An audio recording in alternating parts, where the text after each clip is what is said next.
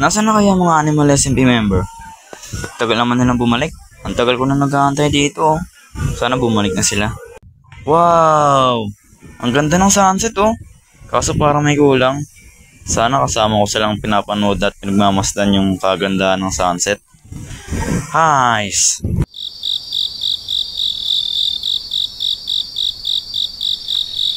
Wow sumabay pa talaga tong ulan na to.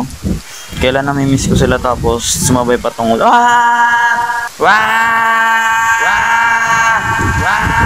Ano nangyari? Teka lang, may tumutunog. Oh no, TNT!